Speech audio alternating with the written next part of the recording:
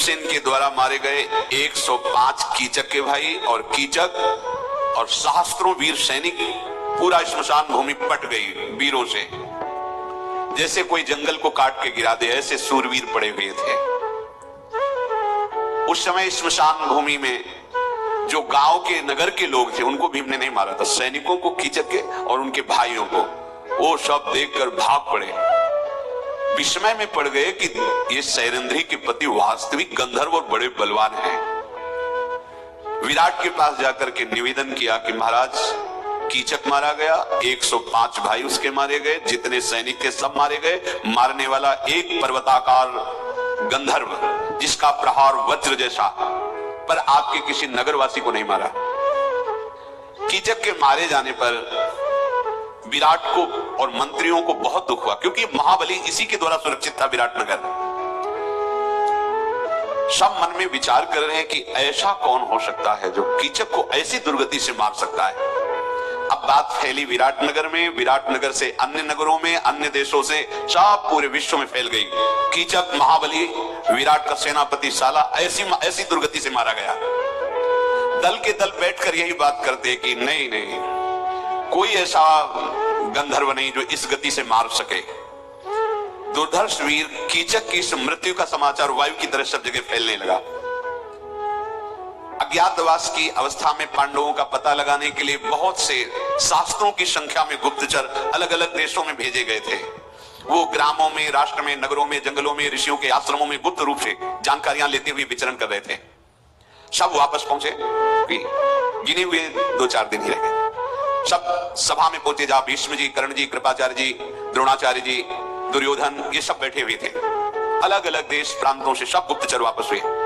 गुप्तचर बोले महाराज दुर्योधन से, हमने कोई देश नहीं बचा, कोई जंगल नहीं बचा, कोई आश्रम नहीं बचा, निर्जन गुफाएं, लताओं के समूह, गुल्म, कोई ऐसा नहीं बचा जहां मैंने ढूंढा ना हो। ऊंचे ऊंचे पर्वतों के शिखर, देश, जन समूह के स्थान, शून्य स्थान, तराई के गांव, बाजार, नगर, कहीं भी पांडवों का पता नहीं लगा। आपका कल्याण है, क्योंकि आप पांडवों से ही तो भयभीत थे। मुझे ऐसा लगता है कि वो मृत्यु की गाल में समा गए।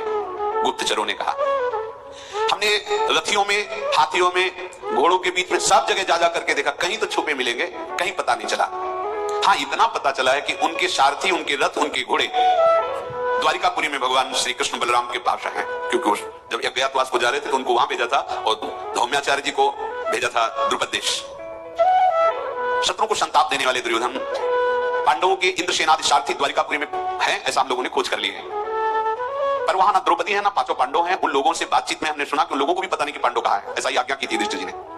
इसलिए हम सबका निर्णय है कि वो मारे गए, कोई अजगर लील गया हो या दावानल में नष्ट हो गए हो, वो है नहीं, जीवित नहीं है। अब हमारे लिए क्या आज्ञा है? पांडवों को ढूंढने के लिए कोई जगह ऐसी नहीं बची जहां हम लोगों ने ढूंढा ना हो। हाँ, एक बात अगर आपकी पकड़ में आवे तो अभी अभी हमें अपने गुप्तचरों से, जो गुप्तचरों के प्रधान थे, पता चला है कि विराटनगर में महाबली सेनापति 10,000 हाथियों का बल रखने वाला कीचक मारा गया है।